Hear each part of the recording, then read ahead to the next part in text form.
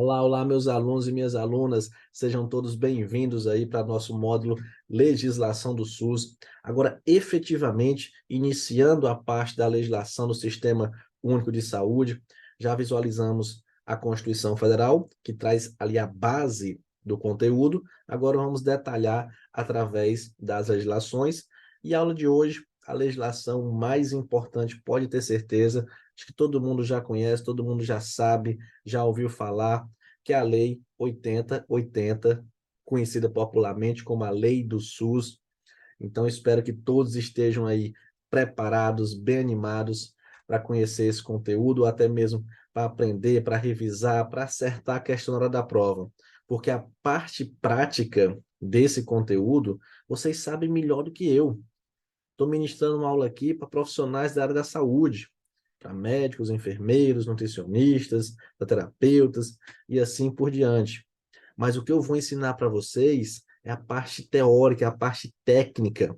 É como esse assunto pode cair em prova. E o melhor, não é simplesmente olhar para a legislação e explicar. Não, é trazer dicas, bizus. Então, vocês vão ter uma visão da legislação do SUS direcionada para concurso público, por um professor de direito, explicando um foco na sua prova, no concurso público, e não com enfoque prático, né? Com enfoque que vocês já têm o costume de visualizar, como eu falei, utilizando isso na prática, nos hospitais, nas clínicas e assim por diante. Beleza? Então vamos juntos aqui. Quero que você gabarite, nunca mais erre nenhuma questão sobre essa lei na sua prova. E para isso, eu preciso também de uma coisinha sua. Vou fazer minha parte aqui, tentar dar o máximo de dicas, bizus, resumos, para que você possa compreender, mas eu preciso também que você envie qualquer dúvida que você tiver. Porque às vezes, quando a gente está estudando legislação, uma coisa é a prática, né? Todo mundo sabe disso. Outra coisa é a teoria. E às vezes tem uma palavrinha que causa uma certa dúvida. Isso aí eu sou professor de várias legislações. Inclusive, você pode estar me assistindo aqui, já deve ter sido meu aluno, minha aluna, de outras legislações. Eu ministro também legislações estaduais, legislações municipais, federais, legislação de trânsito, legislação de tribunais, da área policial, vários tipos. Eu gosto muito. Essa parte de legislação é uma matéria que eu gosto demais de ministrar. Então, eu sei disso. Eu sei que às vezes tem uma palavrinha na lei, tem um dispositivo, que às vezes fica complicado de entender. Então, pode estar enviando a sua dúvida, porque aí sim, aí o estudo fica completo e você vai conseguir aprender de uma vez por todas, para não precisar mais estar estudando, só revisando, só resolvendo questões, se atualizando, percebendo se tem alguma mudança, essa lei 8080. Vamos lá? Então, começando aqui, legislação do SUS, lei 8080 de 1990, artigo 1º vai determinar que a lei regula em todo o território nacional, lógico, né? Não posso estabelecer algo apenas para um estado, apenas para um município, em todo o território nacional, essas ações e serviços de saúde, que elas podem ser feitas como? De forma isolada, uma única ação, por exemplo, em determinado local, ou conjuntamente. E também pode ter o caráter permanente, que é o que acontece com várias ações e serviços da saúde, ou eventual. Alguma situação ali esporádica, eu faço aquele serviço, depois pronto, eu vou parar. E pode ser feito por pessoas naturais, aqui no caso, pessoas físicas, né? E jurídicas de direito público ou privado. É bem interessante, logo no artigo 1º, já colocar, por exemplo, essa possibilidade de pessoa jurídica de direito privado estar relacionada aí com ações e serviços da saúde, porque quando a gente for analisar daqui a pouco o artigo 2º, ele vai dizer que a saúde é um dever do Estado. Prestar a saúde, né, com qualidade é um dever do Estado, mas não é só dele. Também não posso colocar tudo nas costas do Estado, né? Dizer, Estado, bora, eu quero que você me dê uma saúde de qualidade. Não, realmente é dever dele, mas outras pessoas também, inclusive pessoas jurídicas privado, hospitais privados, clínicas particulares, planos de saúde, também podem estar auxiliando nisso daí, beleza? Então, cuidado com esse ponto. O artigo 2º estabelece aí algo que não é novidade, que a saúde é um direito fundamental do ser humano. Um dos principais, né? Direito fundamental é a saúde. Tem até um ditado popular, diz, com saúde a gente consegue tudo, né? O importante é ter saúde. O resto a gente corre atrás. E, de certa forma, É verdade isso daí, você com saúde ali, com força de vontade, você consegue conquistar várias coisas. Agora, sem a saúde, aí já fica mais complicado. Devendo o Estado prover as condições indispensáveis ao seu pleno exercício. O parágrafo primeiro vai estabelecer isso, o dever do Estado de garantir essa saúde, e vai trazer o que ele deve fazer. Formulação e execução de políticas econômicas, sociais, visando o quê?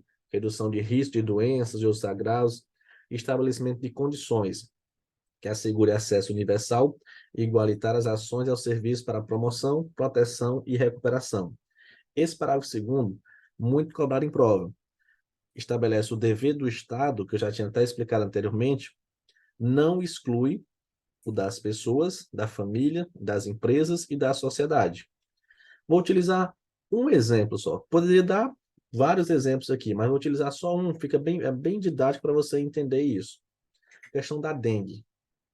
O Estado ele vai fazer a parte dele, reduzir aí os casos, fiscalizar, saber a questão de os focos, né? Terreno baldio, enfim, o Estado vai fazer a parte dele. Mas a sociedade, as pessoas também precisam, né? Não pode não, deixa aí, ó, tem água parada bem ali. Não, mas deixa, o Estado é que tem que vir aqui, o Estado é que tem que fazer alguma coisa. Não. Então, o dever do Estado, ele não exclui os das pessoas, da família, das empresas e da sociedade. Cuidado com isso. O artigo 3º, um dos artigos mais cobrados em prova, porque ele é um artigo um pouco de memorização, um pouco decorado, você tem que memorizar isso daqui. Tem o que decorar, professor? Tem, porque cai em prova. Só que eu vou passar uma dica para vocês, para facilitar a memorização. E outra coisa, vou fazer aqui a leitura, já eu explico. Os níveis de saúde expressam a organização social e econômica do país, tendo a saúde como determinantes e condicionantes, entre outros. Alimentação, moradia, saneamento básico, meio ambiente, trabalho, renda, educação, atividade física, transporte, lazer e o acesso aos bens e serviços essenciais. Quando a gente estuda a legislação, como eu falei para vocês, tem algumas técnicas que você precisa tomar cuidado, porque às vezes a banca pode pegar isso daqui e cobrar algo que não está diretamente ligado na legislação, que não está expresso na legislação, mas que você consegue interpretar. E esse é o perigo. Esse artigo 3º, a banca pode chegar para você e perguntar se essa lista aí de determinantes, condicionantes, esse rol é um rol taxativo ou exaustivo. Lembra aquela polêmica que foi o rol da ANS, dos planos de saúde? Se seria taxativo só o que estava na lei, ou se seria exemplificativo, né? Teve decisão judicial, legislação alterando esses dispositivos. Pois pronto, você vai entender aqui o que significa essas palavras. Ou exemplificativo. Um rol taxativo, um rol exaustivo, uma lista taxativa, é que é só aquilo. Então, se o artigo 3º ele fosse uma lista taxativa, exaustiva, só seriam determinantes e condicionantes na área da saúde, só isso daqui. Só o que está de amarelo aí, que eu selecionei de amarelo. Outra coisa não poderia incluir, não poderia ser incluído aqui, porque seria um rol taxativo. É quando eu coloco e digo, ó, é isso, isso e isso. Acabou, não pode ter outra coisa. Mas o artigo 3º não. Não é um rol taxativo, não é um rol exemplo, ou não é um rol exaustivo. É um rol exemplificativo. Aí cai na prova isso, né? Uma questão lá dizendo: os níveis de saúde expressa a organização social e econômica tem a saúde como determinantes e condicionantes, estabelecendo a lei de forma exemplificativa. Ou então, a Lei 8080 estabeleceu de forma exemplificativa os determinantes e condicionantes de níveis de saúde. Aí você procura essa palavra na lei e não tem. Mas tem como a gente interpretar. Interpretar como, professor?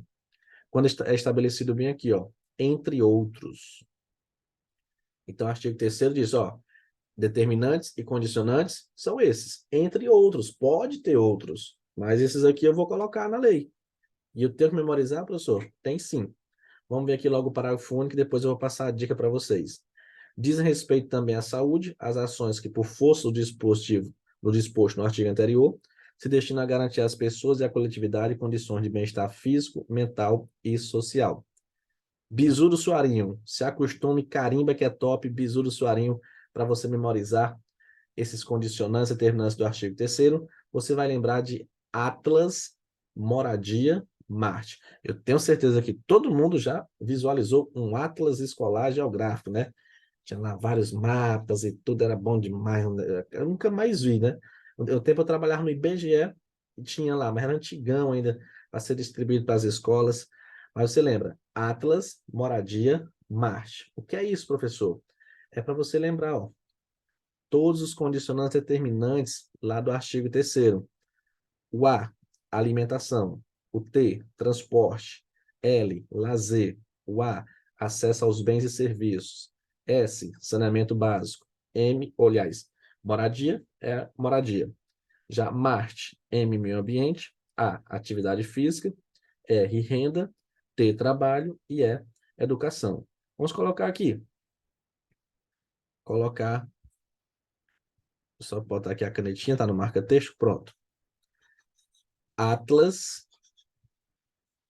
moradia, Marte. Vamos agora analisar na própria lei. O A, você vai lembrar de quê? Alimentação. O T, você vai lembrar de quê? Transporte. O L, lazer. O outro A, você vai lembrar de atividade física. O S, você vai lembrar de saneamento básico. Moradia, a própria moradia. O M aqui de Marte, meio ambiente. O A, você vai lembrar de acesso aos bens e serviços essenciais. O R, você vai lembrar de renda. O T, trabalho. E o E, você vai lembrar de educação. Pronto. Todos eles aí. Agora você não vai precisar estar tentando memorizar de uma forma mais complicada, né? Só com a leitura. Não, agora você tem uma frasezinha que vai lhe ajudar na sua memorização. E ajuda até a resolver a questão. Vou mostrar como só o bizu ajuda a resolver a questão. Porque observa como é cobrado em prova. A saúde é um direito fundamental do ser humano e cabe ao Estado promover as condições de seu exercício. Considera-se que os níveis de saúde expressam a organização social e econômica do país, tendo a saúde como determinantes e condicionantes. Atividade física, sim, você bota lá o bizu, ó. Atlas, moradia, Marte. Atividade física, sim, é determinante e condicionante. Transporte, sim, também. Renda, sim, meio ambiente e lazer. Então, todos aqui, né? Todos estão aí no artigo 3º, gabarito, item E. Observe essa outra questão, caiu aí na banca CESP em 2021. Observe como o bizu, ele ajudava você a acertar a questão sem nem você saber o bizu todo, como assim? Você poderia ter esquecido algumas coisas aqui. Eu vou partir até desse pressuposto, partir do pressuposto que você esqueceu, lembrou só do bizu. Quer dizer, essas coisas estranhas, né? Atlas, moradia, Marte, é o que a gente lembra. E aí você lembrou desse bizu. Aí chega numa questão como essa daqui.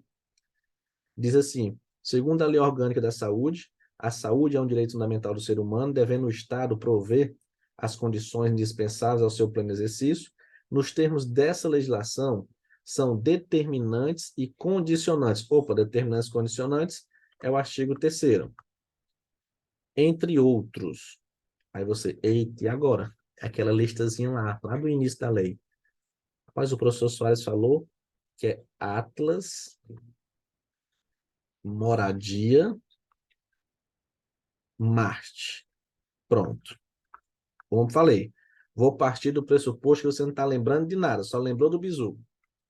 Aí o item A, alimentação. Tem A no bizu, então pode ser. Saneamento básico. Tem S no bizu, pode ser.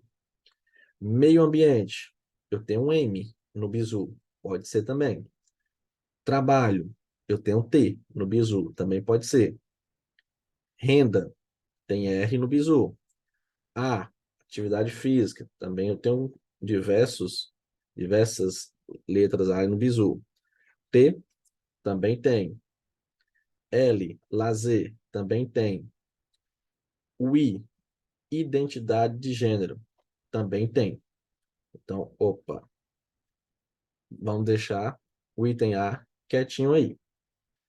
B, nutrição. Acabou. Tem N no bizu, Atlas, moradia, Marte. Tem não. Então já era. O item B não é. O A, o C, aliás, alimentação, moradia, saneamento básico, meio ambiente, transporte, trabalho, aliás, renda, educação, atividade física, transporte, lazer e acesso aos bens e serviços essenciais. Todos têm no bizu. Então, o item C já ficaria aqui também para a gente analisar depois. O D, nutrição, logo no início. Não, não tem N no bizu. Então, nutrição não é, apesar de... Poderia pensar, né? Nutrição, está relacionado com a saúde. Mas não, não está no artigo 3º, não está no bizu, né? Não tem o N aí. Então, já está fora. O item é alimentação, moradia, saneamento, meio ambiente, trabalho, renda. Aí aqui eu tenho educação e estrutura familiar. Olha o que você ia pensar. Educação e estrutura. 2E? Não. No bizu só tem uma letra E. Ó, Atlas, moradia, Marte. Só tem uma letra E. Não tem duas. Então não pode ser. Se eu só tenho uma letra E, eu não posso ter aqui duas, né? Duas palavras iniciando com a letra E. Não, não pode. Então também está fora. Então, olha aí. Você nem, como eu falei, partindo do pressuposto que você não estava lembrando de muita coisa, já conseguiu eliminar 3 itens. E tem questão que você vai conseguir eliminar todos e vai achar o gabarito. E agora, professor? Agora, sabe como é que você ia resolver? Bem simples. Aqui tem o I, né? Identidade de gênero. Mas o I do bizu é de moradia. E moradia é a palavra toda. Então, olha aqui, ó. Atlas, eu tenho um I em Atlas? Tenho não. Marte, eu tenho um I? Tenho não. O I que eu tenho aqui, que você poderia, na hora da prova, pensar, é de moradia. Mas moradia é a palavra toda. Então não tem nada começando com I. Acabou. Olha aí. Gabarito item C. Tá vendo? Você resolvia a questão sem, só lembrando do bizu. E é uma questão de prova da Banca CESP 2021. Você pode procurar essa questão e tentar fazer de novo. Com o bizu, você vai perceber. Então, ó, dá para eliminar só pelas iniciais. É isso que eu quero mostrar para vocês. É essa técnica, é essa parte relacionada ao direito, a concurso público, que eu quero que você aprenda e acerte as questões de prova. E está aqui. Poderia pegar qualquer pessoa, simplesmente botar pela, o bizu e ela acertaria a questão. Beleza? Então, vamos lá. Artigo 4º. O conjunto de ações e serviços de saúde prestado por órgãos e instituições públicas federais, estaduais e municipais, da administração direta e indireta, e das fundações mantidas pelo poder público, constitui o Sistema Único de Saúde, o nosso famosíssimo e muito importante SUS. Estão incluídas no disposto nesse artigo as instituições públicas federais, estaduais e municipais de controle de qualidade, pesquisa e produção de insumos, medicamentos, inclusive de sangue e hemoderivados, de equipamentos para a saúde, né? Pandemia aí, ficamos o SUS mostrando a sua força na produção de vacinas, muito importante a valorização do SUS. A iniciativa privada poderá participar do Sistema Único de Saúde em caráter complementar. Aqui é bem interessante, nós vamos falar na aula de hoje ainda sobre essa questão da iniciativa privada, que estabelece aí que pode participar em caráter complementar, por conta do seguinte: tem alguns direitos, como, por exemplo, a segurança pública. A segurança pública é um dever do Estado, e as entidades privadas não podem estar atuando muito na segurança pública, não. Por exemplo, eu tenho um hospital público e eu tenho o hospital particular. Eu tenho uma escola pública e eu tenho uma escola particular. Mas eu não tenho a polícia, vamos dizer assim, pública e a polícia privada. Ah, professor, tem sim, tem seguranças. Eu posso contratar um... Não, é diferente. Tô falando de segurança, estou falando de vigia, estou falando de polícia. A polícia que a gente. Você não liga. Ei, deixa eu ver aqui. Eu vou ligar para a polícia pública ou vou ligar para a polícia privada? Não, é só uma polícia. Então, a segurança pública, basicamente, ela entra realmente como um dever próprio ali do Estado. Já a saúde, como já foi explicado, também é dever do Estado, mas as entidades privadas podem estar participando, só que em caráter complementar. Cuidado com essa palavra, eu vou explicar lá na frente o perigo que pode acontecer na prova com essa palavra complementar. Mas vamos seguindo aqui, tratando agora do artigo 5º, sobre os objetivos do Sistema Único de Saúde. Identificação e divulgação de fatores condicionantes determinantes da saúde, formulação de política de saúde destinada a promover no campo econômico e social a observância do disposto parágrafo 1º do artigo 2º dessa legislação, foi o que a gente estabeleceu aqui, ó, parágrafo 1º do artigo 2º, assistência às pessoas por intermédio de ações de promoção, proteção e recuperação de saúde, com a realização integrada das ações assistenciais e atividades preventivas, execução de ações, que agora ele estabeleceu aqui os objetivos no artigo 5º, 3 objetivos: identificação e divulgação dos fatores condicionantes determinantes, formulação de política de saúde e assistência à pessoa por intermédio de ações de promoção, proteção e recuperação da saúde, realizando aí de forma integrada ações assistenciais e atividades preventivas. Bem simples, sem muita dificuldade. No artigo 6º, ele ainda vai dizer: estão incluídas ainda no campo de atuação do SUS execução de ações de vigilância sanitária, epidemiológica, saúde do trabalhador e assistência terapêutica integral, inclusive farmacêutica. 4 tipos de ações, né? Vigilância sanitária, epidemiológica, saúde do trabalhador e assistência terapêutica integral, inclusive farmacêutica. É muito importante conhecer, porque aqui no artigo 6º ele vai elencar várias dessas situações, só que logo depois, na legislação, ele vai trazer o conceito de vigilância sanitária, vigilância epidemiológica e saúde do trabalhador. Então, vamos logo conhecer esses conceitos. Tá aí no parágrafo 1º, ele traz o conceito de vigilância sanitária. Entende-se por vigilância sanitária um conjunto de ações capazes de quê? Essas palavrinhas são muito importantes. Eliminar, diminuir ou prevenir riscos à saúde e de intervir nos problemas sanitários decorrentes do meio ambiente, da produção, circulação de bens e prestação de serviços de interesse da saúde, abrangendo o quê? Controle de bens de consumo, que direto ou indiretamente se relacione com a saúde, compreende todas as etapas e processos da produção do consumo, e o controle da prestação de serviços que se relacionam direta ou indiretamente com a saúde. Já a vigilância epidemiológica, qual o conceito dela? Conjunto de ações que proporcionam conhecimento, detecção ou prevenção de qualquer mudança nos fatores determinantes e condicionantes de saúde individual ou coletiva, com a finalidade de recomendar e adotar as medidas de prevenção e controle das doenças ou agravos. E saúde do trabalhador, esse é o conceito mais fácil, porque ele coloca: entende-se como saúde do trabalhador, para fim dessa lei, um conjunto de atividades que se destinam através de ações de vigilância epidemiológica e vigilância sanitária. Olha aqui um bizu na hora da prova. Ela vai perguntar qual é o conceito. Só que dentro do conceito de saúde do trabalhador, eu tenho os outros dois, o nome dos outros dois. Então já deixa claro que ali é o terceiro, né? Por exemplo, esse conceito não vai ser de vigilância epidemiológica. Por quê? Porque está aí o nome, vigilância epidemiológica, dentro do conceito. Vigilância sanitária, dentro do conceito. Então, e outra coisa, logo depois ele informa, visando o quê? A proteção, promoção e proteção da saúde dos trabalhadores. Então, esse é o conceito mais fácil de você identificar na hora da prova. Assim como visa a recuperação e reabilitação da saúde dos trabalhadores submetidos aos riscos e agravos advindos das condições de trabalho, abrangendo assistência ao trabalhador, vítima de acidente de trabalho, portador de doença profissional e do trabalho, participação no âmbito de competência do SUS em estudo, pesquisa, avaliação e controle dos riscos e agravos potenciais à saúde existentes no processo de trabalho, participação no âmbito de competência do SUS da normatização, fiscalização e controle das condições de produção, extração, armazenamento, transporte, distribuição e manuseio de substâncias, produtos, máquinas e equipamentos que apresentem o quê?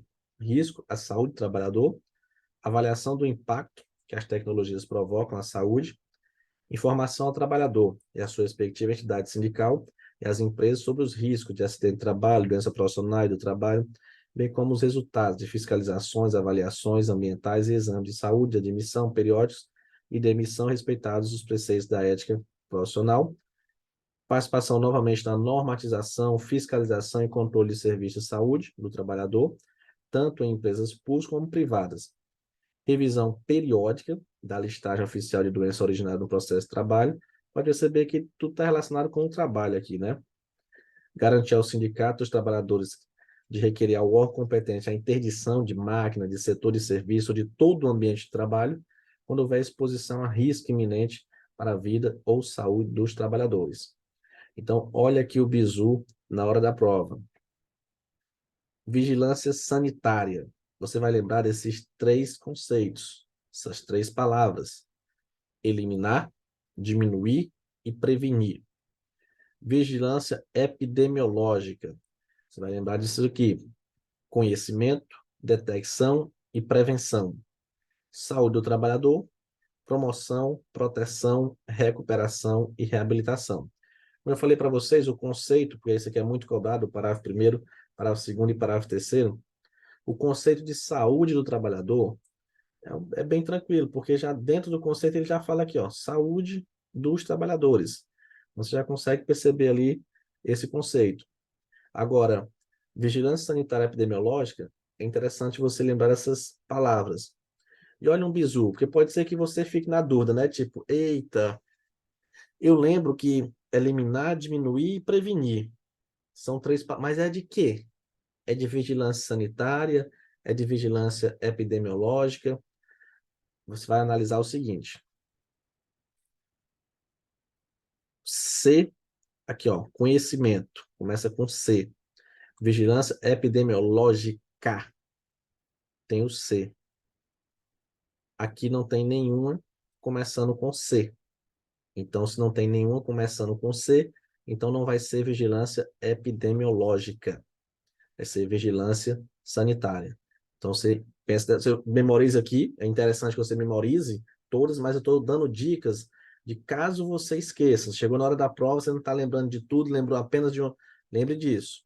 Vigilância epidemiológica. Na palavra epidemiológica tem o C, C de conhecimento. Aqui não tem C, então se não tem o C, é sanitário. E saúde do trabalhador, promoção, proteção, recuperação e reabilitação. Observa como isso é cobrado em prova, uma questão recente, 2022. Segundo a Lei 8080, SUS, considerando-se o serviço de saúde e doenças do trabalho, numerar a segunda coluna de acordo com a primeira, e após assinalar a alternativa que apresenta a sequência correta. Então, ele quer aí vigilância sanitária, epidemiológica e saúde do trabalhador, e quer que você analise quais são aí esses conceitos. Vamos lá. Conjunto de atividades que se destinam através de ações de vigilância epidemiológica e vigilância sanitária à promoção e proteção de quê? Da saúde dos trabalhadores, assim como visa recuperação e reabilitação. Então, além de ter aí, ó, promoção, proteção, recuperação e reabilitação, tem um nome aí, saúde dos trabalhadores, está se referindo às outras duas, os outros dois conceitos, como eu expliquei, submetido aos riscos e agravo advindo da condição de trabalho. Então, aqui é saúde do trabalhador. Já esse outro conceito, conjunto de ações que proporcionam o conhecimento, detecção, prevenção de qualquer mudança nos fatores determinantes, condicionantes da saúde individual ou coletiva, com a finalidade de recomendar e adotar as medidas de prevenção e controle das doenças ou agravos. Aí você, eita, e agora? O que é isso daqui? Eu sei, por exemplo, você pode estar olhando e dizer, ah, professor, mas é muito fácil. Está ali, doenças ou agravos. A outra está lá, problemas sanitários. É, que olhando aqui na tela do computador, depois da gente ter visto aqui agora há pouco, fica fácil. Agora, na hora da prova, às vezes o nervosismo, a ansiedade, e às vezes também vem isolado. Porque aqui dava para você comparar, né? Aqui eu tinha os três. Então, dava para você comparar e tentar interpretar. Mas às vezes você vem sozinho. Se está só um enunciado lá. Então, você tem que ter meio, você tem que ter texto, você tem que ter dicas de como você vai acertar isso na hora da prova. Então, ele fala aqui, ó, conjunto de ações que proporciona o conhecimento. Opa! Lembrei do professor Soares. Conhecimento.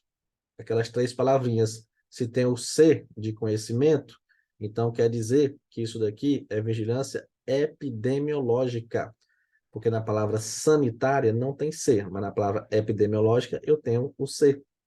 Então, isso daqui é o item 2. Já o item 1, conjunto de ações capaz de eliminar, diminuir ou prevenir. Isso é o conceito de vigilância sanitária. Então, ficou 3, 2, 1. 3, 2, 1, gabarito, item C. Dando continuidade, ainda no artigo 6º, ele vai trazer aí diversas ações aí do Sistema Único de Saúde, participação na formulação da política e execução de ações de saneamento básico, ordenação da formação de recursos humanos na área da saúde, vigilância nutricional e orientação alimentar, colaboração na proteção do meio ambiente, nele compreendido também o ambiente do trabalho, formulação da política de medicamentos, equipamentos imunobiológicos e outros insumos de interesse para a saúde e a participação na sua produção, controle e fiscalização de serviços, produtos, substâncias de interesse para a saúde, fiscalização e inspeção de alimentos, água e bebidas para o consumo humano, participação no controle, na fiscalização da produção, transporte, guarda e utilização de substâncias e produtos psicoativos, tóxicos e radioativos, incrementa em sua área de atuação no desenvolvimento científico e tecnológico e formulação e execução da política de sangue e seus derivados. Vamos agora para um artigo muito importante. Estudamos o artigo 3º, campeão de prova, agora chegou outro campeão de prova, que é o artigo 7º. Esse daqui cai demais. E aqui a gente vai ter que explicar um pouquinho, não, porque aqui muitas desses dispositivos, né, uma simples leitura já resolve, não tem tanta necessidade a gente estar tecendo muitos comentários em cada um desses, porque senão ela vai ficar muito chata, muito extensa, e às vezes a banca só faz perguntar isso daqui, só o que está escrito. Já os princípios, não.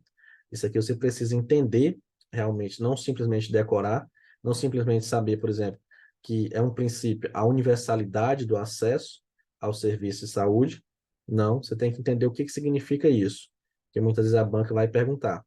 Então, o artigo 7º, ele trata o seguinte: as ações e serviços públicos de saúde e os serviços privados contratados ou conveniados que integrem o Sistema Único de Saúde são desenvolvidos de acordo com diretrizes previstas no artigo 198 da Constituição.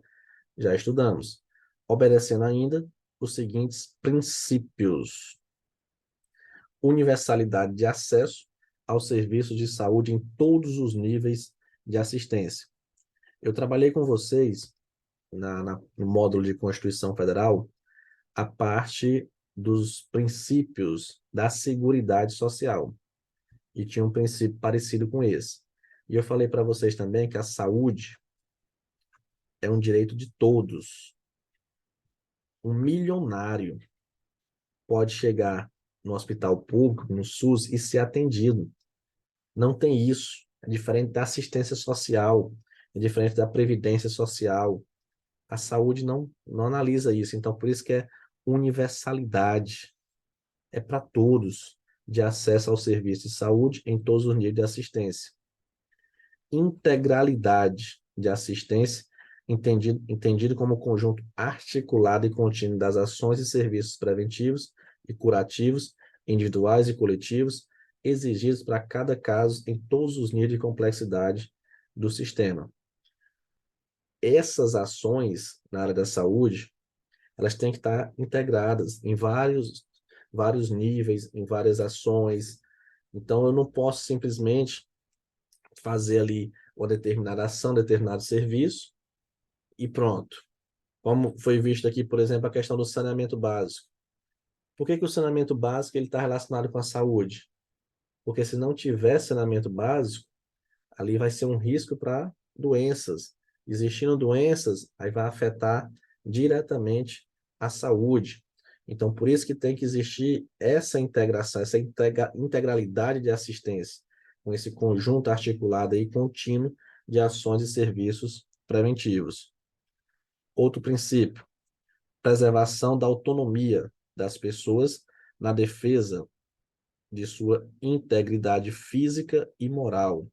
O que é essa questão da autonomia das pessoas? A pessoa ela tem autonomia para dizer o que ela quer fazer ou não no procedimento de saúde, por exemplo. Eu lembro de um, um dia eu estava o pessoal falando aqui para o pessoal da saúde, né? Vocês vão aí puxar minha orelha agora.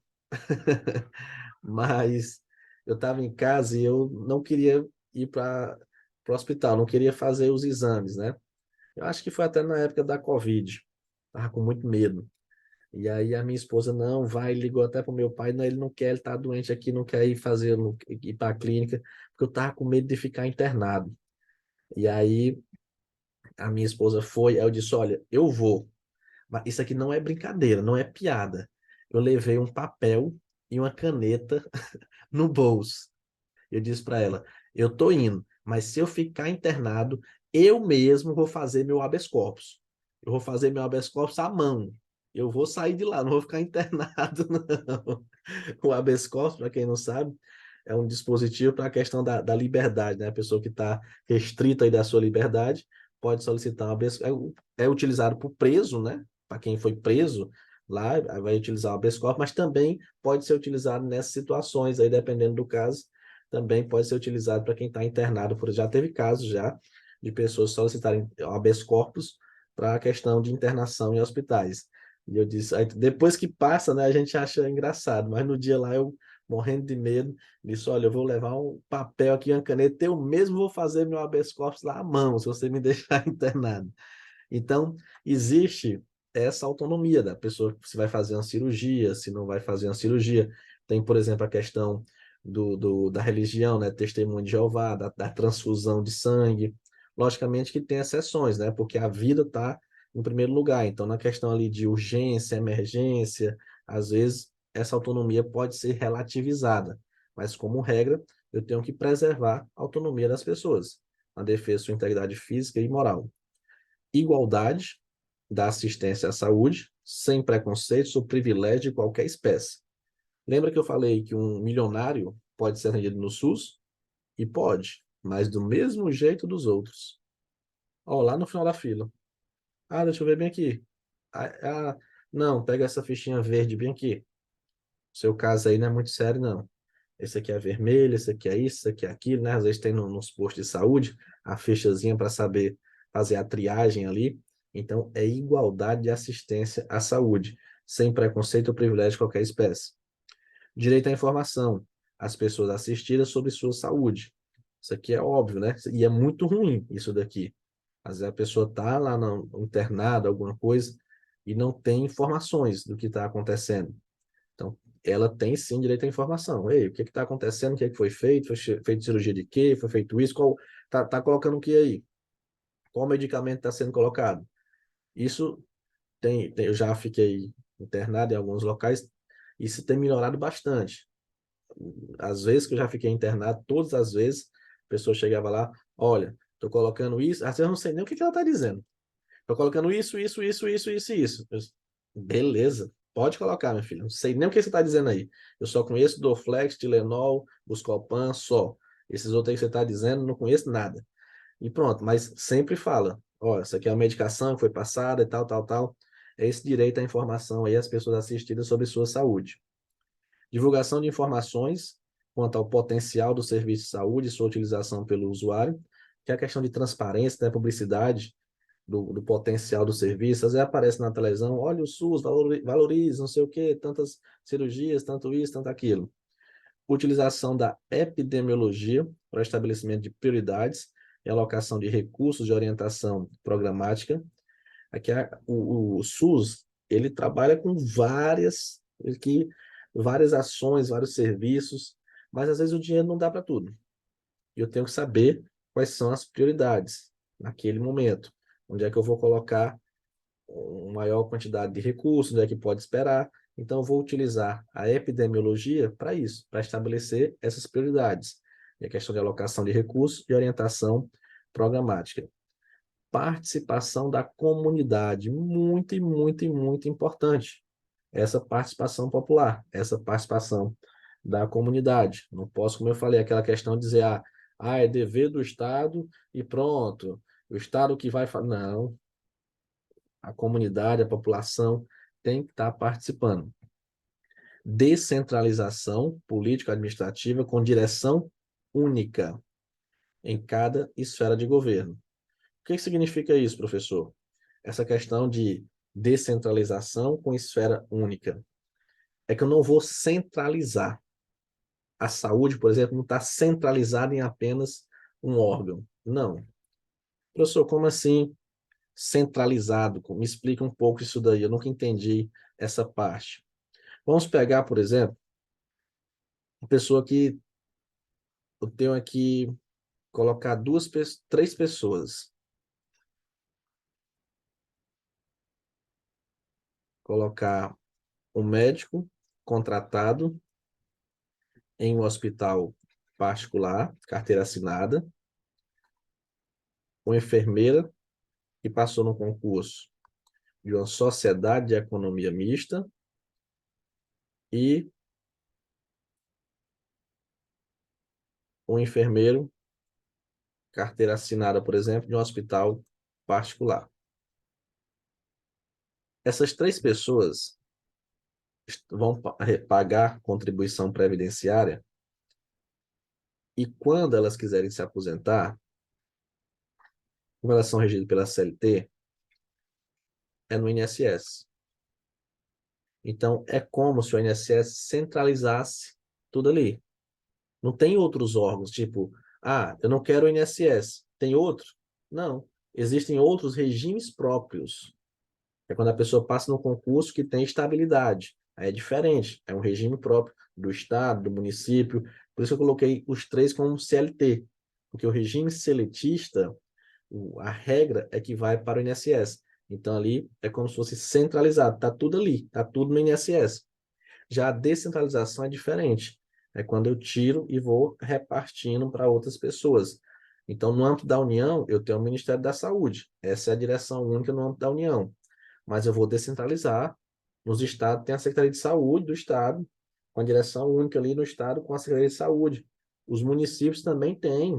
Então, eu vou estar descentralizando. Não vai ficar tudo só no lugar. Beleza? E aí, vai ter ênfase na descentralização dos serviços para os municípios e regionalização e hierarquização da rede de serviços de saúde. Essa regionalização e hierarquização, muito importante, nós vamos já trabalhar com ela também. Integração em nível executivo das ações de saúde, meio ambiente e saneamento básico. Conjugação dos recursos financeiros, tecnológicos, materiais e humanos da União, dos Estados, e municípios na prestação de serviços de assistência à saúde da população. Vou buscar ter aí, né, essa junção de recursos financeiros, tecnológicos e humanos dos entes federativos na prestação de serviços de assistência à saúde à população. Capacidade de resolução do serviço em todos os níveis de assistência, organização dos serviços públicos de modo a evitar duplicidade de meios para fins idênticos, que é uma questão simples, né? Tipo, qual o problema? A solução é essa? Pois pronto. Agora eu não posso. Existe um problema e tem várias soluções para o mesmo problema. Não. Então eu tenho que organizar o serviço público de modo a evitar essa duplicidade de meios para fins idênticos. Organização de atendimento público específico especializado para mulheres e vítimas de violência doméstica em geral. Isso aqui foi atualizado recentemente. E garanta, entre outros, atendimento acompanhado psicológico e cirurgias plásticas reparadoras. Então, muito importante isso daqui, decorrente aí da Lei Maria da Penha, né? Para a questão de mulheres que foram vítimas de violência doméstica. Eu tenho que garantir um acompanhamento psicológico, e se for o caso, até uma cirurgia plástica reparadora, né? Se ela sofreu uma agressão, teve alguma deformação no rosto, no corpo. Então, eu vou garantir ali uma cirurgia plástica reparadora para que ela possa não ficar com aquela marca, né?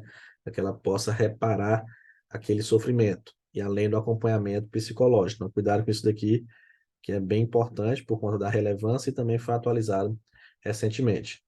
Mais um bizu do Suarinho, para você memorizar todos esses princípios. Você vai lembrar de Cupido picou o DDI. O que é o DDI? DDI, o DDD todo mundo conhece, né? O DDD 86, 89, 85, 51, diversos DDD aí do seu estado. O DDI é quando você vai ligar internacional. O Brasil, por exemplo, é 55, e aí cada país tem o seu. Então, você lembra, Cupido picou um DDI, uma pessoa internacional. Vamos analisar, você lembrar. O C, conjugação dos recursos. O, universalidade do acesso. O P, preservação da autonomia. O I, integralidade de assistência. Estou lendo só o início para não perder tempo. O D, direito à informação. E o O, organização do serviço. Aqui a palavra Cupido. Picou, participação da comunidade, igualdade da assistência, capacidade de resolução, organização e atendimento público e utilização da epidemiologia. Então, aqui a palavra picou. E agora o DDI, divulgação de informações, descentralização e integração em nível executivo. Vamos agora conhecer outras classificações, porque eu posso dizer que esses princípios aqui são princípios legais. Por que são princípios legais? Porque estão na lei. Só que ainda, na hora da prova, eles ainda cobram duas classificações, que são os princípios doutrinários, como se fosse a doutrina que criou esses, doutrina como os estudiosos, os livros aí que criaram esses princípios. Eu ainda tenho os princípios organizativos, faz parte aí da organização do Sistema Único de Saúde. É questão de classificação. Basicamente é só isso. Você tem que memorizar, saber. Professor, a diferença, quase nada para efeito de prova. É só mesmo você saber quais são, que a prova vai perguntar isso daí. Beleza? Então, quais são os princípios doutrinários? 3. Universalidade, equidade e integralidade. Universalidade eu também tenho aqui. Também tenho na lei. Integralidade também tenho. Agora, equidade não. Então, a equidade foi uma novidade aqui. E o que é essa equidade, professor? Equidade é tratar os iguais de forma igual e os desiguais de forma desigual. É tratar as pessoas na medida da sua necessidade. Como assim? Um idoso, ele não tem prioridade? Pessoa com deficiência. Então, nesse caso aí, eu estou tratando, ele fala iguais de forma igual. Então, aquela questão que eu falei da fichinha, tá com a ficha verde, pois tá, beleza, pois vocês vão ficar esperando nessa fila aqui. Agora, não, isso aqui é a ficha vermelha. Então, peraí, ele tem prioridade, ele vai passar na frente. Então, isso que é a equidade, como eu falei, para a parte da saúde, a melhor frase, porque o direito fala assim, tratar os iguais de forma igual, desiguais de forma desigual. Mas para a da saúde é tratar as pessoas na medida da sua necessidade. Porque quando eu falo isonomia, isonomia é tratar todos de forma igual. Então, tanto faz se uma pessoa chegou lá dizendo que está com dor de cabeça e o outro chegou lá com fratura exposta, por exemplo, isonomia é tratar todos da mesma forma. Então, não interessa. Já a equidade, não. A equidade, eu vou verificar. Não, peraí, tá com dor de cabeça? Pode ser algo mais sério, mas não, é só uma dorzinha de leve. O outro chegou com uma fratura exposta, tem que fazer a cirurgia dele o quanto antes. Então, eu vou tratar logo dele, depois eu volto para cuidar de você. Isso que é a equidade na área da saúde. Observa aí questão 2022. Dentre os princípios doutrinários, opa, a prova vai dizer isso. Tem que trazer essa palavra, princípios doutrinários do Sistema Único de Saúde, além da universalização e da equidade, que mudou só a forma, né? Universalidade, universalização. Há outro princípio que contempla a necessidade do indivíduo como um todo, com a articulação da saúde, com outras políticas públicas promovendo a intersetorialidade. Então, ele falou articulação aqui, trata-se do princípio da integralidade. Esse é o princípio doutrinário que está faltando, porque ele já falou da universalização, universalidade, equidade, agora integralidade. Os outros não são princípios aí doutrinários. Apesar de ser princípios, sim. Por exemplo, descentralização é princípio, hierarquia é princípio, participação popular é princípio. Mas se a prova falou princípio doutrinário. E aí, se referir ao princípio doutrinário, são esses três. Da mesma forma, se ela perguntar princípios organizativos, regionalização, hierarquia, resolubilidade, tentar resolver da melhor forma possível os problemas, descentralização, participação dos cidadãos, participação popular e complementaridade do setor privado. Eu tenho, o setor privado participa de forma complementar. Então, aqui eu tenho os princípios organizativos. Deixa eu passar um bisu para você. Nos princípios organizativos, não tem nenhum que começa com vogal. Agora, nos princípios doutrinários, os três começam com vogal: universalidade, equidade e integralidade. Já o princípio organizativo, nenhum começa com vogal. Isso é uma dica muito importante. Olha aqui como ajudava na hora da prova. O sistema único de saúde norteia-se por princípios doutrinários e organizativos. Os princípios organizativos orientam o funcionamento do sistema de modo a contemplar seus princípios doutrinários. São princípios organizativos, exceto. Olha aqui, acabou a questão. Espera aí, o professor Soares falou que os princípios organizativos não começam com vogal. E outra coisa, eu estou falando isso, é uma dica. A banca pode querer pegar um sinônimo de alguma palavra dessa e colocar.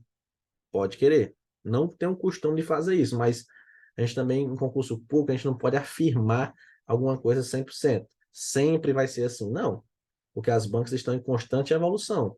Pode ser que, como eu falei, alguma banca queira pegar aí algum sinônimo dessa palavra que começa com vogal e colocar. Pode acontecer. Não é algo fixo, tipo, a palavra vai estar desse jeito. Não. Aqui a banca pode querer mudar, trazer um sinônimo, alguma variação desses conceitos. Mas, em 99% dos casos, não acontece isso. Beleza? Então, os princípios doutrinários começam com vogal. Já os princípios organizativos, não. Aí você lembra disso na hora da prova. Princípio organizativo não começa com vogal. Aí o item A, consoante, B, consoante, D, consoante e o E, consoante. O único aqui com vogal. Então, ele está pedindo exceto, né? Está pedindo o que não é. Ele fala, são princípios organizativos, exceto. Então, ele quer o que não é.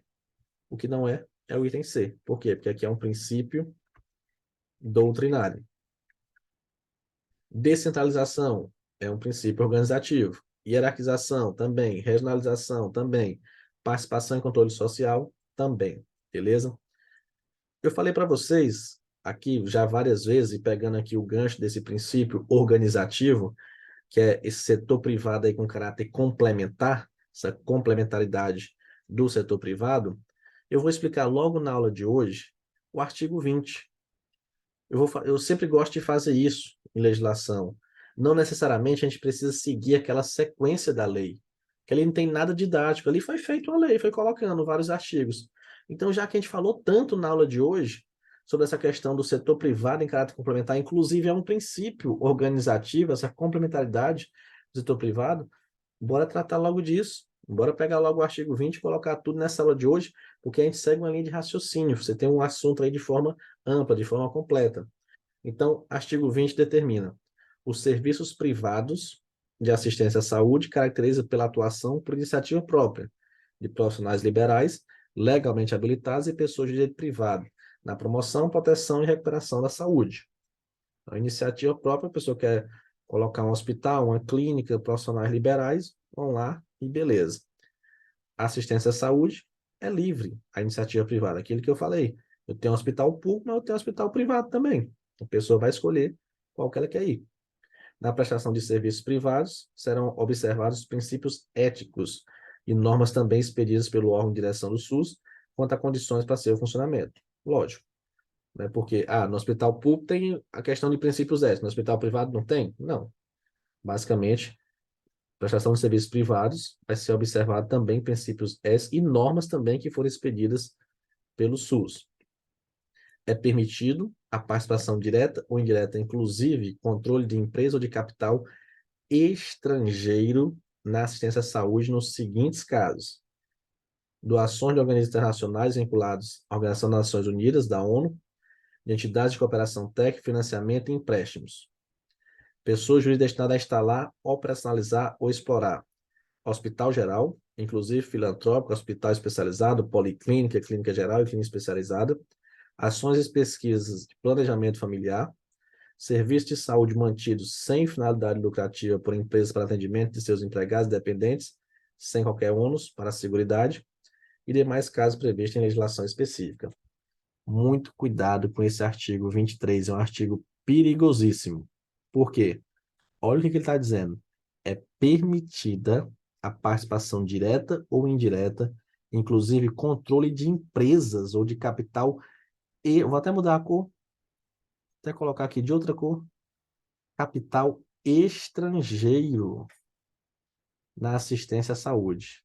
Professor, não estou entendendo por que o senhor está frisando muito isso. Por conta do artigo 199 da Constituição Federal. Lá na Constituição Federal é determinado o seguinte: a assistência à saúde é livre, iniciativa privada, beleza, mas o parágrafo terceiro diz assim: é vedada a participação direta ou indireta de empresas ou capitais estrangeiros na assistência à saúde. Aí você, vixe, professor, eu não estava nem lembrando. Pois é, e na lei também tinha essa palavra, é vedado. Na lei também era proibido. Só que alteraram a legislação. E aí colocaram essa palavra permitido. Aí você pode estar se perguntando, professor, mas no direito, a Constituição Federal não está acima da lei? Então, por exemplo, esse dispositivo, ele é inconstitucional? Esse dispositivo não está errado, não, professor? Tá não. Sabe por quê? A Constituição deixou uma brecha. A Constituição deixou uma possibilidade. Quando ela estabeleceu isso, ó, é vedado. Agora você tem que tomar cuidado com o seguinte, com o começo, né?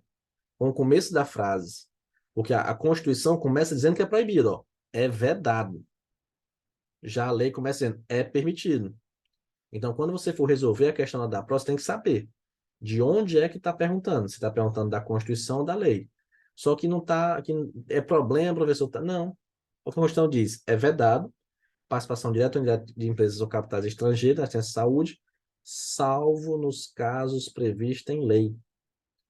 Então, a Constituição disse isso, ó. Como regra, eu não quero saber de empresa ou capital estrangeiro na saúde. Não quero saber disso, não. Salvo se a lei estabelecer alguma situação. E aí a lei, aproveitando dessa brecha, foi lá e estabeleceu no artigo 23. Quais são as possibilidades? Quais são os casos que eu posso ter capital estrangeiro na assistência à saúde? Doações de órgãos internacionais vinculados à ONU, entidades de cooperação técnica, financiamentos, empréstimos, pessoas jurídicas destinadas a instalar, operacionalizar ou explorar essas situações que nós estudamos. Beleza? Então, cuidado com isso, muito importante. Artigo 24. Quando as suas disponibilidades forem insuficientes para garantir a cobertura assistencial à população de uma determinada área, o Sistema Único de Saúde poderá recorrer ao serviço ofertado pela iniciativa privada. Isso aqui, acho que eu já até comentei, se eu não me engano, na aula da Constituição. Um tempo eu estava com meu avô em Teresina, Piauí, capital do Piauí, e aí, na época, eu acho que era o neto mais novo, aí ele precisava fazer o exame, eu estava de férias, passei uns 3 meses lá, levando ele para médica e tudo. E aí ele estava fazendo tudo pelo SUS. Aí teve um dia que ele foi para uma clínica privada, hospital particular, uma clínica particular. E eu estranhei. Só, ele estava fazendo tudo pelo SUS. Aí lá tinha uma placazinha lá, SUS, quando a gente entrou. Na época eu não entendi o que era aquilo. Mas isso daí é o quê? O SUS, ele não tem tudo. Ele tenta ter tudo, né? Tenta ter todas as ações, todos os serviços, mas não tem como. Então, ele pode fazer convênios, pode fazer contratos com essas entidades privadas. E é por isso que muitas vezes a pessoa vai no hospital privado, mas pelo SUS, ela não vai pagar nada ali. É o que diz o artigo 24. Quando as disponibilidades forem insuficientes para garantir que tenha assistência à população, para não deixar a população sem assistência à saúde, o SUS pode recorrer ao serviço ofertado pela iniciativa privada. Essa participação complementar dos serviços aí privados será formalizada mediante contrato ou convênio, observada a respeito das normas de direito público. E na hipótese do artigo anterior, as entidades filantrópicas e sem fins lucrativos terão preferência para participar do SUS. Cuidado que não é obrigado, mas já que eu vou estar pegando uma entidade privada e colocando dentro do direito público, podemos dizer assim, dentro da administração pública, eu vou dar preferência para a entidade filantrópica e sem fim lucrativo, porque o lucro ele é muito perigoso. Então, a entidade privada que visa o lucro, eu tenho que tomar muito cuidado com ela dentro do SUS.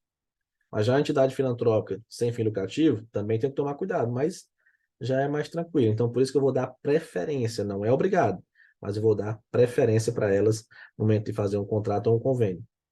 Outro cuidado que você tem que ter com o jogo de palavras. Complementar e suplementar. São parecidas, mas não são a mesma coisa na hora da prova. Quando falar a questão de complementar, são as entidades privadas. Suplementar são os planos de saúde. Lembra? S de plano de saúde, S de suplementar. Observa como essa informação é importante. A questão da Banca Acesso diz assim: Adriano é assistente em uma instituição filantrópica e privada que presta serviço de saúde em determinada cidade. Nesta instituição, ele trabalha em intervenções interdisciplinares com profissionais das áreas de psicologia, medicina e terapia, além de ser supervisor de estágio em serviço social e coordenador do núcleo de educação permanente nessa área. Considerando a situação hipotética, julgo o item tendo como referência a Lei Orgânica da Saúde, Lei 8080, Lei de Regulamentação da Profissão de Assistência Social e do Código de Ética Profissional do Assistente Social. A referida instituição pode participar do Sistema Único de Saúde em caráter suplementar, desde que seja firmado com a direção local do SUS um convênio ou contrato de direito público. Olha aí. A pessoa poderia lembrar aqui dessa questão que ele falou: convênio ou contrato de direito público, entidade filantrópica. Então, a questão falou tudo isso, ó. Instituição filantrópica e privada, convênio e contrato de direito público, só que errou no conceito ali. Não é no caráter suplementar, é no caráter complementar. Então, cuidado, é uma besteirinha, besteirinha, concordo, mas é importante na hora da prova. Aos proprietários, administradores, dirigentes de entidades ou serviços contratados, é vedado exercer cargo de chefia ou função de confiança no SUS. Aqui é por uma coisa bem simples. Vamos supor que eu sou dono de um hospital privado e eu estou exercendo um cargo de chefia, de direção no SUS. Ora, o que pode acontecer? Se eu sou lá o chefe, se eu sou o diretor, eu vou pegar, por exemplo, posso estar desviando verbas ou destinando, não, vou mandar para o meu hospital. Então, não pode. Então, proprietário, administrador, dirigente de entidade de serviço contratado, então, uma clínica privada foi contratada pelo SUS, o proprietário, o dono da clínica, o administrador, o dirigente dela, não pode estar, por exemplo, exercendo uma chefia no sistema de saúde, né, na Secretaria de Saúde, por exemplo, uma função de confiança. Isso aqui é uma coisa bem lógica. Então, proprietário, administrador, dirigente de entidades ou serviços contratados é vedado, proibido exercer cargo de chefia ou função de confiança no SUS. Com isso, a gente finaliza a nossa aula de hoje. Finalizo com essa frase: a cada dia proveitoso de estudos, a realização do seu sonho, ela fica mais próxima. Vamos seguir o nosso estudo sempre dessa forma. Quando for necessário, eu vou explicar. Não gosto muito de estar fazendo a leitura da legislação, simplesmente ler, né? Eu gosto de explicar para você entender, falar o que pode cair na hora da prova, mas às vezes a gente tem que ler. É uma legislação, não tem como fugir, e a gente tem que fazer a leitura aqui junto com vocês, mas eu quero que você aprenda, eu quero que você entenda todos esses dispositivos, para quando você for fazer a leitura depois que a gente terminar aqui a nossa aula, e finalizar todas as aulas, aí você vai fazer a leitura da lei. Você vai perceber que artigo por artigo foi trabalhado. Esse é o nosso tópico, é estudar a legislação do SUS, artigo por artigo, visualizando todos os dispositivos.